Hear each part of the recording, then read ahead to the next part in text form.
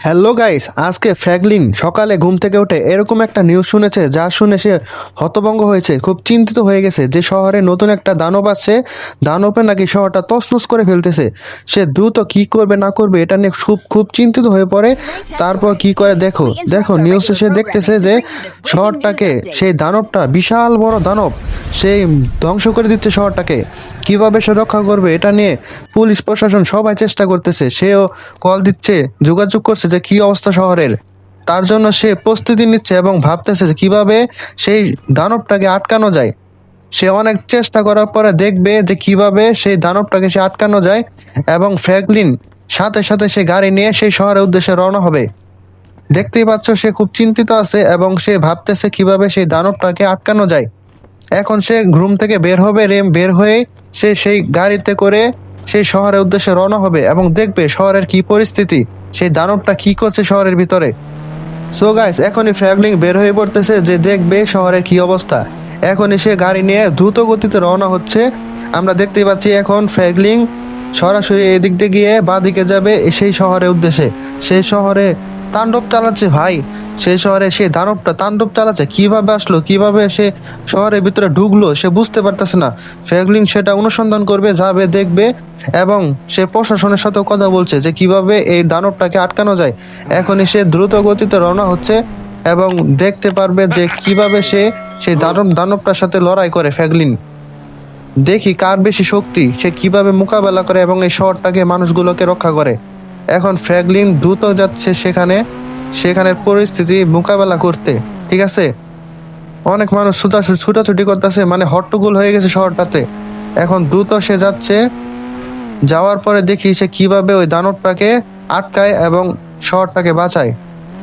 So guys, আরেকটু পথ তারপরে এসে সে শহরে এসে পড়েছে ফ্র্যাঙ্কলিন।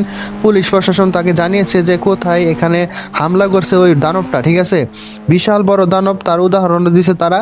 এখন সে ভয়ে, মানে চিন্তিত আছে, খুব চিন্তিত। সে গাড়ি দ্রুত নিয়ে সেই শহরের উদ্দেশ্যে রওনা হচ্ছে।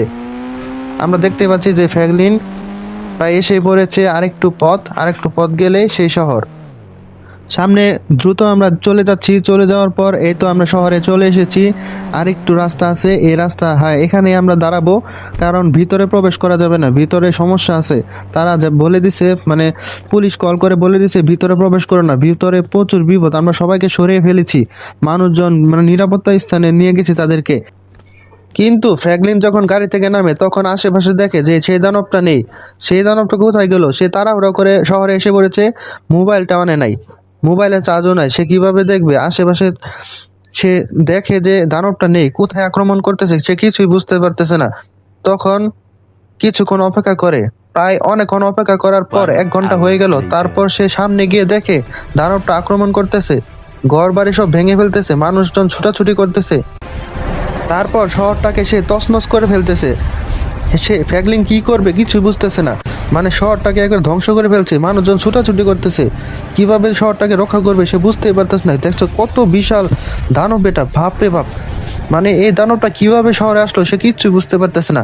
অনেকক্ষণ চেষ্টা করার পরে পুলিশ প্রশাসন ফায়ার, মানে বিমান নিয়ে, হেলিকপ্টার নিয়ে অ্যাটাক করতেছে, তারপরও তাকে থামানো যাচ্ছে না, সে তাণ্ডব চালিয়ে যাচ্ছে।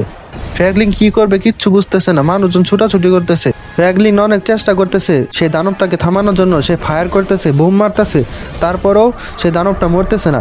শেষমেশে সে জয়ী হয়েছে, সেই দানবটাকে আটকে ফেলেছে। দানবটা শিকারে এসেছে তার, সে অনেক চেষ্টা করার পরে দানবটাকে থামাতে পেরেছে। সো গাইস, আজকের গল্প এই পর্যন্ত। পরবর্তী গল্প দেখার জন্য চ্যানেলটি সাবস্ক্রাইব করে পাশে থাকা বেল আইকনটি অন করে দেন। সবাইকে ধন্যবাদ।